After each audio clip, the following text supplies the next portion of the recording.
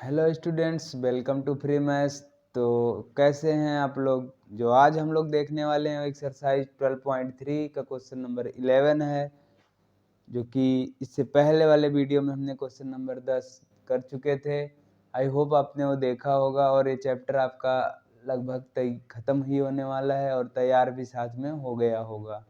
ठीक है, इसके बाद हम ये जब चैप्टर कंप्लीट हो जाएगा तो इसके बाद जो हम करने वाले हैं वो है हमारा अनसॉल्व पेपर, ताकि हमारी प्रैक्टिस हो सके और जो चैप्टर्स हमने नहीं पढ़ाए हैं अभी वो भी आपका उसमें रिवीजन हो जाए, उनके क्वेश्चंस को कैसे करना है वो भी हम आपको सिखा दें। ठीक ना। तो इसके लिए आप टेलीग्राम चैनल का लिंक डिस्क्रिप्शन में दिया गया है, आप वहाँ से जाके ज्वाइन कर लीजिए, क्योंकि पहले हम क्वेश्चन पेपर आपको वहाँ पे हम भेज देंगे, आप लोग करने का प्रयास करिएगा, फिर उसके नेक्स्ट दिन हम उसको सॉल्व करवाएंगे। ठीक ना। तो चलिए आज का जो हमारा क्वेश्चन है, क्वेश्चन नंबर है 11। ठीक है, देखते हैं हमारा क्वेश्चन है क्या। कह रहा है कि एक वर्गाकार रुमाल पर 9 वृत्ताकार डिजाइनें बनी हैं, जिनमें से प्रत्येक की त्रिज्या 7 सेंटीमीटर है। रुमाल के शेष भाग का क्षेत्रफल ज्ञात कीजिए। ठीक ना। तो इसमें से जो प्रत्येक की त्रिज्या है, तो यहाँ पे वृत्त की त्रिज्या कितनी दी गई है, त्रिज्या हमको दिया है 7 सेंटीमीटर। ठीक है, और पूरा कितने वृत्त बने हैं, 9 वृत्त बने हैं, और ये कैसा है, वर्गाकार है। ठीक है, तो अगर हमको वर्ग की भुजा बतानी हो, की भुजा, ठीक है, वर्ग की भुजा अगर हमको निकालना है इसमें, तो हम कैसे निकाल पाएंगे। तो देखो, अगर हम इसको मान लो यहाँ से हम इरेज कर दें, मान लो डिजाइन नहीं है, ठीक है, इसमें भी नहीं है, इसमें भी नहीं है। चूंकि ये वर्ग है तो वर्ग की हमको चारों भुजाएं क्या होती हैं, बराबर होती हैं स्क्वायर में। ठीक है, और ये देखो, ये इसका व्यास है, ठीक है, और इसके व्यास और इसके व्यास, तीनों के व्यास को अगर हम मिला दें तो हमारा क्या आ जा रहा है, पूरे वर्ग की भुजा के बराबर होगा कि नहीं, होगा ना। ठीक, तो अब देखो, एक की हमको त्रिज्या दी गई है, एक की त्रिज्या कितनी है, 7 है। ठीक है, तो व्यास क्या होगा, 7 + 7 होगा, मतलब 14 होगा, 2 गुना होता है। ठीक है, ठीक है, त्रिज्या कितनी थी, 7 थी, तो ये कितना हो गया, 14 हो गया। अब लेकिन ऐसे ऐसे कितने हैं गोले, देखो यहाँ पे वृत्त कितने हैं, 1 2 3 वृत्त हैं, तो यहाँ पे हम कितना कर देंगे, गुणा 3 कर देंगे, जितना इसमें होगा जितना उसमें उतना उसमें भी। ठीक है, तो हमको पूरा वृत्त का जो व्यास है, इस सबका योग जो है वो कितने वर्ग के भुजा के बराबर हो जाएगा। ठीक है, तो वर्ग की भुजा बराबर हम लिख देंगे 14 गुणा 3। एक बार फिर से देख लो, हमने क्या किया, हमको त्रिज्या दी गई थी, त्रिज्या में अगर हम 2 से गुणा करेंगे तो व्यास हो जाएगा, और ये कितने हैं, देखो 1 2 3 है, तो हमने 3 से इसमें गुणा कर दिया। ठीक है, तो ये हमारा कितना आ जाएगा, 42 सेंटीमीटर, ये वर्ग की भुजा आ गई। अब जो हमको रुमाल का शेष भाग बचा, इसका क्षेत्रफल निकालना है, उसके लिए हम क्या करते हैं, डायरेक्ट लिखते हैं, रुमाल के शेष भाग का क्षेत्रफल, यहाँ पे वर्गाकार लिख लीजिएगा, वर्गाकार रुमाल के शेष भाग का क्षेत्रफल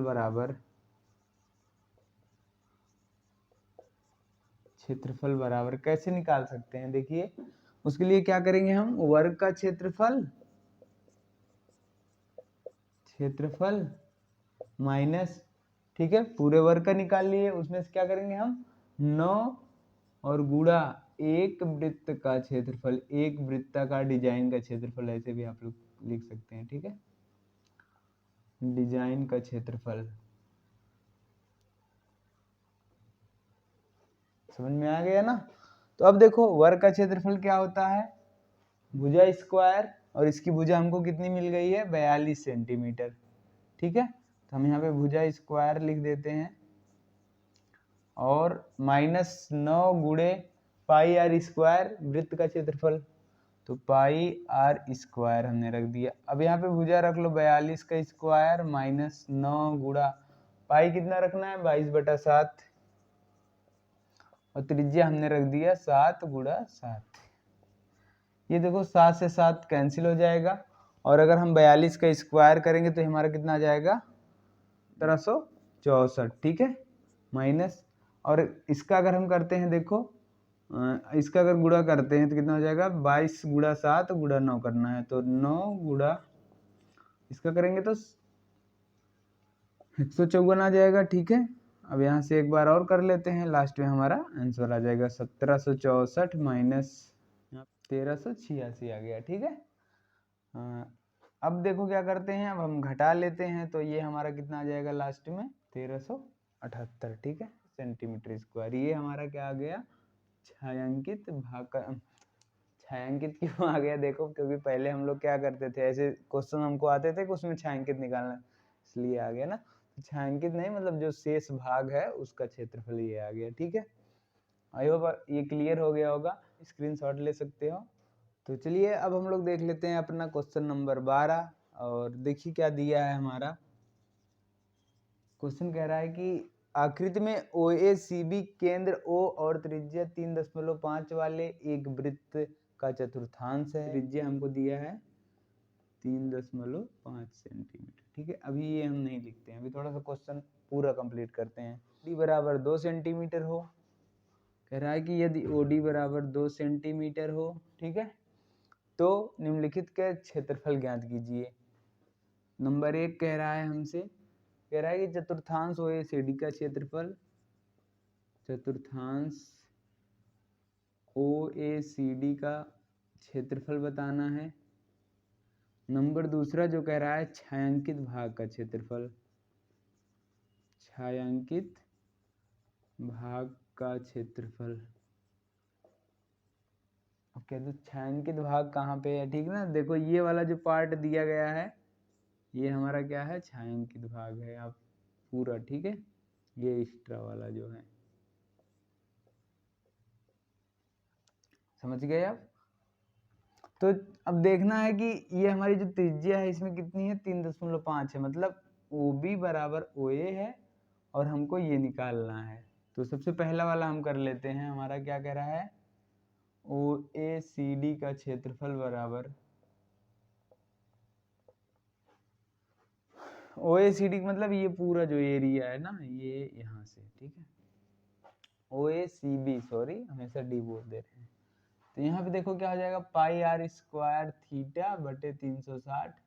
एक हिसाब से वृत्त का कटा हुआ भाग है 360 ना, चतुर्थांश है मतलब एक भाग, ये ऐसे से 4 भाग मिला के एक वृत्त बना होगा। ठीक, तो देखो अब यहाँ पे हम क्या लिखेंगे, इसका पाई का मान 22/7, त्रिज्या 3.5 दिया गया है, और थीटा ये कैसे मिला, देखो ये 90 अंश क्यों हमने कह दिया, क्योंकि चतुर्थांश मतलब चौथा भाग है ना, तो अगर यहाँ थीटा बराबर निकालना भी रहेगा तो आप लोग ऐसे साइड में कर लीजिएगा।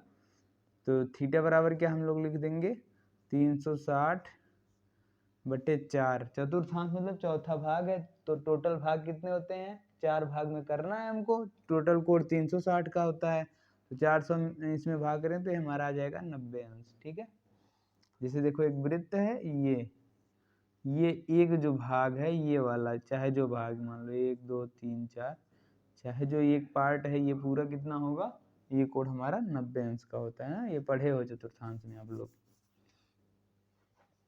अब देखो हम यहाँ पे कितना लिख देंगे, 90 अंश बटे 360, 0 0 कैंसिल हो गया, 9 चौक 36 आ गया। और अगर इसको हम काटना चाहें 2 दूना 4, 2 11 22 हो गया। ठीक है, और इसको भी अगर काटना चाहेंगे तो कितना हो जाएगा, देखो 2 1 के 2, और यहाँ पे 10 मतलब 2 7 14, 2 5 10। और अगर इसको काटना है तो हम काटना चाहें तो देखो कितना हो जाएगा, 0.2 7 7 दूना 14, और 3 इधर गया, 7 5 35। ठीक है, तो यहाँ पे हमको बचा क्या है, 11 गुणे 3.5 और गुणा 0.25। ठीक है, तो गुणा करने के बाद जो हमको मिलेगा वो कितना मिलेगा, देखो 9.625। ठीक है, 9.625। तो ये हमारा आ गया इतना सेंटीमीटर स्क्वायर है, किसका आ गया, OACD का क्षेत्रफल। अब दूसरा जो कह रहा है हमसे क्या, छायांकित भाग का क्षेत्रफल निकालना है, उसके लिए हम क्या करते हैं, नंबर दूसरे पे छायांकित भाग का क्षेत्रफल बराबर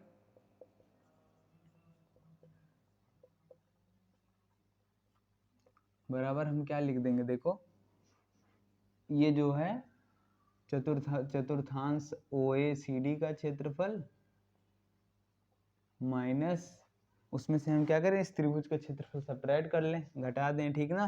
त्रिभुज क्या है हमारा, BOD, ठीक है, त्रिभुज BOD का क्षेत्रफल।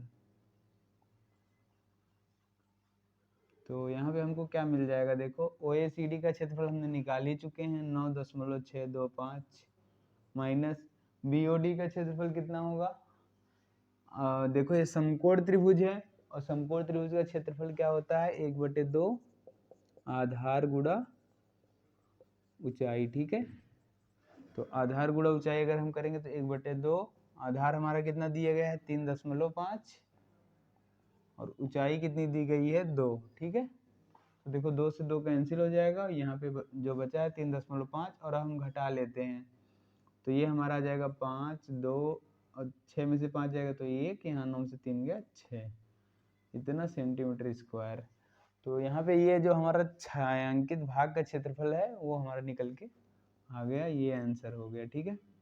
आई होप क्लियर हो गया होगा आज का जो क्वेश्चन था, क्वेश्चन नंबर 11 और 12। तो मिलते हैं नेक्स्ट वीडियो में, तब तक के लिए आप पढ़ते रहिए और कोई डाउट है तो आप कमेंट में करके पूछ सकते हैं।